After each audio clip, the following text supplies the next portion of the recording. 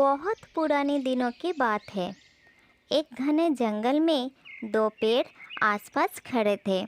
एक था आम का पेड़ और एक था जामुन का पेड़। आम का पेड़ स्वभाव से हंसमुख और विनम्र था। वो चिड़ियों को अपनी शाखाओं पर बैठने देता, घोंसला बनाने देता, साथ ही रसीले आम खाने को देता। वो चलते मुसाफिरों को शीतल छाया देता। परंतु जामुन का पेड़ बिल्कुल भी उदार नहीं था। वो हमेशा अपनी शाखाओं का ख्याल रखता था।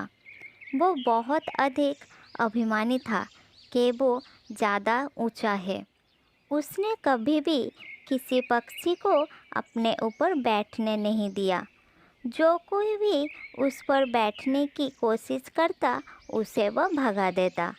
एक दिन एक पक्षी जामुन के पेड़ के पास आई। तब जामुन का पेड़ बोला, ए, दफा हो जाओ। वहाँ उस आम के पेड़ के पास जाओ। तुम सब मेरी डाली पर बैठकर मुझे खराब कर रहे हो। तभी आम का पेड़ बोला, वो घोंसला बनाना चाहता था। वो पक्षी बहुत ही सुंदर है और बहुत सुरीली गीत गाती है।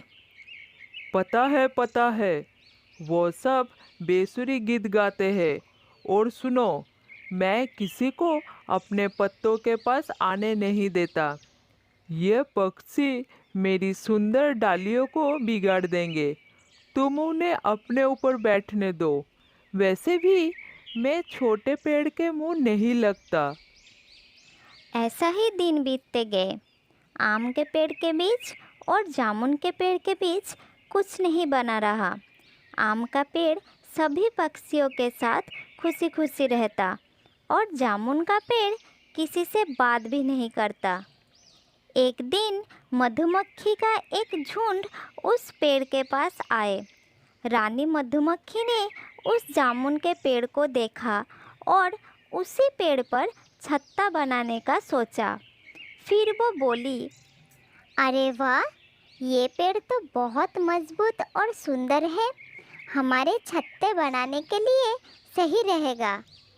अच्छा, तुम सब मेरी डाली पर छत्ता बनाने का सोच रहे हो।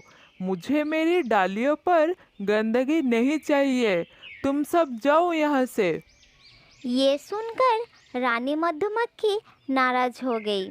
पर तभी आम का पेड़ बोला, देखो मेरे दोस्त, वो मधुमक्खियाँ हैं।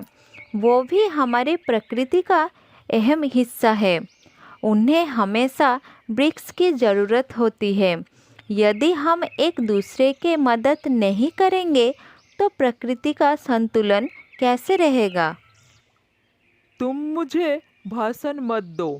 अगर तुम्हें प्रकृति का इतना परवाह है तो तुम उन्हें छत्ता बनाने दे दो और मुझे ज्ञान देना बंद करो, समझे?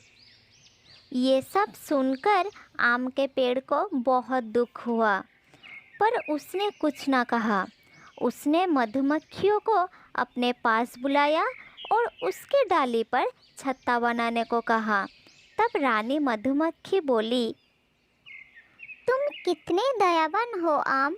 हमें तुम्हारी डाली पर छत्ता बनाना पसंद आएगा। फिर मधुमक्खियों ने अपना छत्ता आम के पेड़ पर बनाए और वहाँ रहने लगे। आम के पेड़ को कोई फर्क ना पड़ा उनके छत्ता बनाने से। दूसरी ओर जामुन का पेड़ ने उसके पास कोई भी आता वो उसे भगा देता। बेचारे पक्षी उसके पास जाने से भी डरने लगे। कुछ दिनों बाद एक लकड़हारा जंगल में आया। उसे घर बनाने के लिए लकड़ियों की ज़रूरत थी। उसने आम के पेड़ को देखा और उसे काटने को सोचा, लेकिन अचानक उसकी नज़र पेड़ के ऊपर मधुमक्खियों की छत्ते पर पड़ी। बाप रे, इस पेड़ पर तो मधुमक्खियों का छत्ता है। अगर मैंने इस पेड़ को काटा तो मधुमक्खी मुझे डंक मारेगी। नहीं नहीं, मुझे कोई दूसरा पेड़ खोजना पड़ेगा। फिर उसकी नज़र पास में खड़े जामुन के पेड़ पर पड़ी। उसे वो पेड़ बहुत पसंद आया। अरे, ये पेड़ तो आम के पेड़ से भी ऊंचा और मजबूत है। इसी का लकड़ी से मेरा घर बहुत मजबूत बनेगा। चलो, इस पेड़ को ही काटता हूँ। इस तरह लकड़हारा जामुन के पेड़ को काटने लगा। जामुन का पेड़ रोने लगा। अरे भाई, मुझे क्यों काट रहे हो? मैंने तुम्हारा क्या बिगाड़ा है? मुझे बख्श दो, मत काटो मुझे। ये कहकर जामुन का पेड़ रोने लगा। इधर आम का पेड़ सब देख रहा था। उसने मधुमक्खियों को पास बुलाया। सुनो मधुमक्खियों, जामुन का पेड़ खतरे में है। हमें उसकी मदद करनी चाहिए। पर हम उसकी मदद क्यों करें? तुम्हें अच्छी तरह पता है ना कि वो किस तरह का पेड़ है। उसने हमें छत्ता बनाने से मना किया था। भला हम उसकी मदद क्यों करें? इस समय ये सब मत सोचो, वो खतरे में है। तुम्हें पता है ना वो तुम्हारे साथ और हमारे साथ क्या व्यवहार किया था। यदि वो खुद पर हमारा छत्ता बनाने देता तो शायद वो बच जाता। उससे वही सजा मिल रही है जिसकी वो काबिल है। ऐसी बात नहीं है रानी मधुमक्खी। किसी ने तुम्हारे साथ बुरा व्यवहार किया है, इसकी मतलब तुम्हें भी उसके साथ बुरा व्यवहार नहीं करना चाहिए। ये जंगल हम सबका है। हम उसे इस हाल में नहीं छोड़ सकते। उसे हमारी मदद की जरूरत है। तुम सही कह रही हो दोस्त। हमें जामुन के पेड़ की मदद करनी ही होगी। और फिर रानी मधुमक्खी सारे मधुमक्खियों को बुलाया और सारे मिलकर लकड़हारे के तरफ उड़ चली। वो सब उसके कानों के पास और आंखों के पास गुनगुनाने लगी। अरे बाप रे, मुझे कुछ दिखाई नहीं दे रहा है। मुझे यहाँ से भागना होगा। ये मधुमक्खियाँ मुझे डंक मार रही है। फिर लकड़हारा वहाँ से भाग गया। उसके जाने के बाद जामुन का पेड़ बहुत शर्मिंदा हुआ। मैं बहुत शर्मिंदा हूँ दोस्त। मेरा बुरा व्यवहार के बाद भी तुमने मेरी मदद की। मुझे माफ कर दो। हमें नहीं, उस आम के पेड़ को शुक्रिया कहो। उसने हमें तुम्हारे मदद करने को कहा। आम भाई, मुझे माफ कर दो। मैंने तुम्हारे साथ बुरा व्यवहार किया। मैंने अपनी गलती जान ली है। आज से मैं कभी घमंड नहीं करूँगा। मुझे माफ कर दो। जामुन का पेड़ सबक सीख लिया था। उसके बाद वह सभी पक्षियों की मदद करता। फिर वो खुशी खुशी रहने लगे।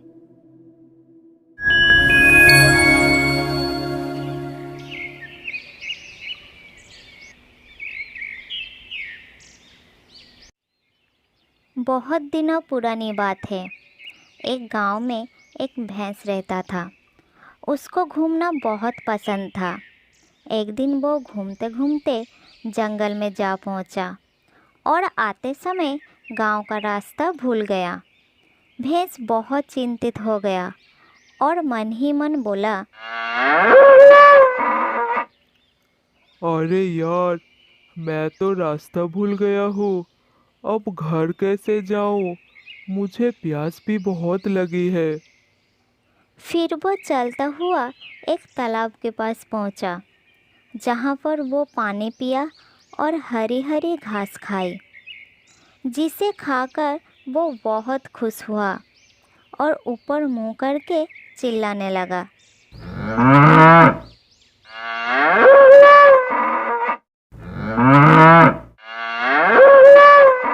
उसी समय जंगल का राजा शेर तालाब के ओर पानी पीने जा रहा था। तब शेर ने भैंस के भयानक आवाज़ सुनी तो उसने सोचा, अरे, ये किसकी आवाज़ है? ज़रूर जंगल में कोई खतरनाक जानवर आ गया है। मुझे अपनी जान बचानी होगी। उसके बाद शेर बिना पानी पिए अपनी गुफा के ओर भागने लगा। शेर को इस तरह डर कर भागते हुए एक कौवे ने देख लिया। वो शेर का मंत्री बनना चाहता था। तब उसके मन में एक दुष्ट बुद्धि आया। यही सही समय है शेर का भरोसा जीतने का। अच्छा मौका मिला है आज। कौवा शेर के गुफा के तरफ उड़ चला। गुफा के निकट आकर वो नहीं रुका, सीधा अंदर चला गया। तब शेर के पास जाकर कौवा बोला, महाराज, मैंने आपको डरकर गुफा के ओर आते हुए देखा था। आप जिस आवाज़ से डर रहे थे वो एक भैंस की आवाज़ थी। आपको जरा भी घबराने का ज़रूरत नहीं है महाराज। यदि आप चाहे तो मैं उसे लेकर आपके पास आ सकता हूँ। तब थोड़ी देर सोचकर शेर बोला, ऐसा क्या? तो फिर उस भैंस को मेरे पास लाओ। शेर के बात सुनकर कौवा भैंस के पास गया और उसे समझा बुझाकर शेर के सामने ले आया और शेर से मिलाया।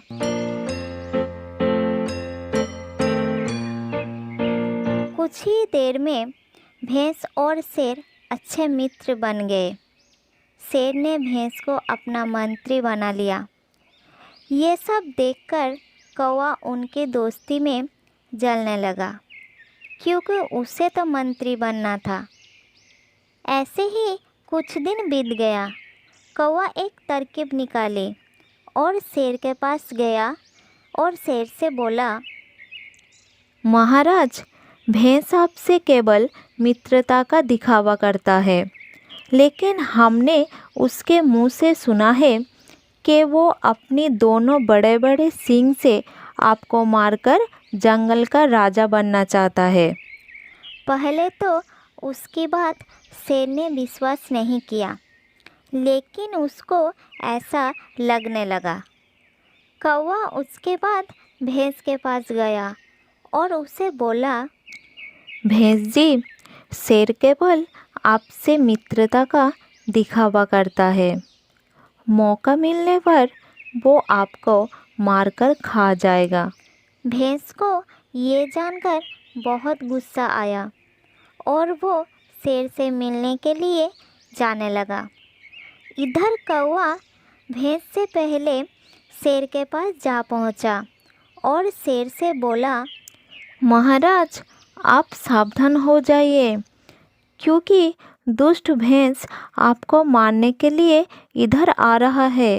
भैंस को गुस्से में आते देखकर शेर ने कौवे के बात को सच समझा और भैंस पर हमला कर दिया। भैंस ने भी शेर पर हमला किया और फिर दोनों आपस में लड़ने लगे। अंत में शेर ने भैंस को मार दिया और शेर ने कौवे को अपना मंत्री बना लिया।